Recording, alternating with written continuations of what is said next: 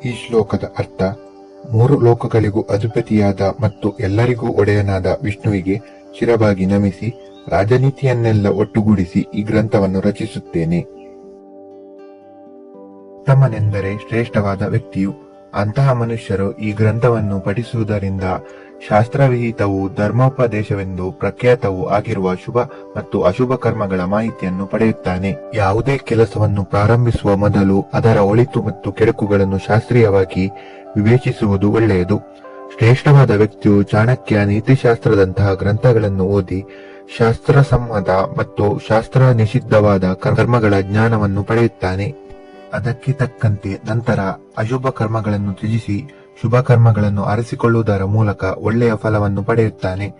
ಇಲ್ಲಿ ವಿಖ್ಯಾತ ಎಂದು ಹೇಳಿರುವುದರಿಂದ ಈ ಗ್ರಂಥದಲ್ಲಿ ಹೇಳಿರುವ ಸಂಗತಿಗಳು ಪ್ರಸಿದ್ಧವಾದದ್ದು, ಶಾಸ್ತ್ರಸಮ್ಮತವು ವಿದ್ವಾಂಸರ ಒಪ್ಪಿಗೆಗೆ ಪಾತ್ರವಾಗಿರುವುದೆಂದು ತಿಳಿದುಬರುತ್ತದೆ. ಆದುದರಿಂದ ನಾನು ಲೋಕಹಿತವನ್ನು ಬಯಸುತ್ತಾ ಇದನ್ನು ಚೆನ್ನಾಗಿ ತಿಳಿಸಿಕೊಡುತ್ತೇನೆ. ಇಲ್ಲಿರುವ ವಿಷಯಗಳನ್ನು ಅರಿತ ಮಾತ್ರದಿಂದ ಮನುಷ್ಯನು ಸರ್ವಜ್ಞತ್ವವನ್ನು ಹೊಂದುತ್ತಾನೆ. ಈ ಕೃತಿಯಲ್ಲಿ ಜನರ ಜೀವನವನ್ನು ಸುಧಾರಿಸಲು ಮತ್ತು ಒಳ್ಳೆಯ ನಡವಳಿಕೆಗಳನ್ನು ಹೊಂದಲು ಬೇಕಾದ ಎಲ್ಲ ವಿಷಯಗಳನ್ನು ಶಾಸ್ತ್ರಕಾರರು ಚೆನ್ನಾಗಿ ವಿವರಿಸುವುದರಿಂದ ಇದನ್ನು ಚೆನ್ನಾಗಿ ಪಠಿಸಿದ ಮಾನವನು ಸರ್ವಜ್ಞನೆನಿಸುತ್ತಾನೆ. ಈ ಶ್ಲೋಕದಲ್ಲಿ ಎಂತಹ ಶಿಷ್ಯರಿಗೆ ಉಪದೇಶ ಮಾಡಬೇಕೆಂಬುದನ್ನು ಶಾಸ್ತ್ರಕಾರರು ಸೂಚಿಸುತ್ತಾರೆ. ಮೂರ್ಖನಾದ ಶಿಷ್ಯನಿಗೆ ಇಂತಹ ನೀತಿಯನ್ನು ಹೇಳುವುದರಿಂದ ಪ್ರಯೋಜನವಾಗುವುದಿಲ್ಲ. ಹಾಗೆಯೇ ಮನೆಯಲ್ಲಿ ಸ್ತ್ರೀ ದುಷ್ಟ ಸ್ವಭಾವದವಳಾದರೆ ಅವಳ ಪಾಲನೆಯು ದುಃಖಕರವೇ ಆಗಿರುತ್ತದೆ. ದುಃಖದಲ್ಲಿರುವವರ ಸಂಬಂಧದಿಂದ ತಾವು ದುಃಖವನ್ನು ಅನುಭವಿಸಬೇಕಾಗುತ್ತದೆ. ಈ ಮೂರು ರೀತಿಯ ಕಾರ್ಯಗಳಿಂದ ಪಂಡಿತನಾದವನು ಕೂಡ ನಾಶ ಹೊಂದುತ್ತಾನೆ. ಮೂರ್ಖ ಶಿಷ್ಯನಿಂದ ಅವನ ಪಾಂಡಿತ್ಯವು ವ್ಯರ್ಥವಾಗುತ್ತದೆ. ದುಷ್ಟ ಸ್ತ್ರೀಯಿಂದ ಆರ್ಥಿಕತೆ ಹಾಳಾಗುತ್ತದೆ. ದುಃಖಗಳ ಸಂಪರ್ಕದಿಂದ ಮನಃಶಾಂತಿ ಹಾಳಾಗುತ್ತದೆ. ಇಂತಹ ಅಪ್ರಯೋಜಕವಾದ ಕೆಲಸಗಳನ್ನು ಮಾಡಬಾರದೆಂಬುದು ಇಲ್ಲಿಯ ನೀತಿಯಾಗಿದೆ. ಪಂಡಿತನಾದವನು ಸರಿಯಾದ ಶಿಷ್ಯರಿಗೆ ವಿದ್ಯಾದಾನ ಮಾಡುತ್ತಾ ಕುಲಸ್ತ್ರೀಯೊಡನೆ ಮತ್ತು ಸಂತೋಷಚಿತ್ತರಾದ ಮಿತ್ರರೊಡನೆ ಜೀವನ ನಡೆಸಿದರೆ ಅವನ ಪಾಂಡಿತ್ಯವು ವೃದ್ಧಿಯಾಗಿ ಪ್ರಯೋಜಕವೂ ಆಗುತ್ತದೆ. 4ನೆಯ ಶ್ಲೋಕದಲ್ಲಿ ಹೇಳಿದ ಅರ್ಥವನ್ನೇ ಆಚಾರ್ಯರು ಇಲ್ಲಿ ಇನ್ನೂ ವಿಶದವಾಗಿ ತಿಳಿಸಿರುತ್ತಾರೆ. ದುಷ್ಟನಾದ ಹೆಂಡತಿ, ಧೂರ್ತನಾದ ಮಿತ್ರ, ಎದುರುತ್ತರ ಕೊಡುವ ಸೇವಕರು, ಸರ್ಪವು ಓಡಾಡುತ್ತಿರುವ ಮನೆ ಇವುಗಳ ಜೊತೆ ವಾಸ ಮಾಡುವುದು ಮೃತ್ಯುವಿಗೆ ಆಹ್ವಾನ ನೀಡಿದಂತೆ. ಸದ್ಗೃಹಿಣಿಯು ಹೇಗೆ ಮನೆಯನ್ನು ಸ್ವರ್ಗಸಮವಾಗಿ ಮಾಡಬಲ್ಲಳೋ ಹಾಗೆಯೇ ಪತಿಹಿತಳಲ್ಲದ ಸ್ತ್ರೀಯು ಮನೆಯನ್ನು ನರಕದೃಶ್ಯವಾಗಿ ಪರಿವರ್ತಿಸುತ್ತಾಳೆ. ಅಂತಹ ಸ್ತ್ರೀಯೊಡನೆ ಸಂಸಾರ ಮಾಡುವುದು ದುಃಖಕರವಾದುದು. ನಂಬಿಸಿ ಮೋಸ ಮಾಡುವಂತಹ ದೂತರಾದ ಸ್ನೇಹಿತರು ಮನುಷ್ಯನನ್ನು ಕೆಟ್ಟ ಮಾರ್ಗಕ್ಕೆ ಎಳೆದು ಜೀವನವನ್ನು ಹಾಳು ಮಾಡಬಲ್ಲರು. ಸೇವಕರು ಒಡೆಯನ ಆಜ್ಞೆಯನ್ನು ಮನ್ನಿಸಿ ಅದರಂತೆ ಈ ಕೆಲಸ ಮಾಡುವುದಾದರೆ ಅವರಿಂದ ಉತ್ತಮವಾದ ಕೆಲಸಗಳನ್ನು ಮಾಡಿಸಬಹುದು. ಅವರೇ ಎದುರುತ್ತರ ಕೊಡುವಂತೆ ಆದರೆ ಗೃಹಸ್ಥನ ಸ್ಥಿತಿ ಶೋಚನೀಯವಾಗುತ್ತದೆ.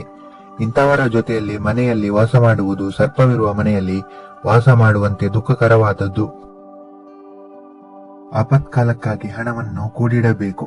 ಹೆಂಡತಿಗೆ ಏನಾದರೂ ಆಪತ್ತು ಒದಗಿದರೆ ಹಣವನ್ನು ಖರ್ಚು ಮಾಡಿಯಾದರೂ ಹೆಂಡತಿಯನ್ನು ಉಳಿಸಿಕೊಳ್ಳಬೇಕು.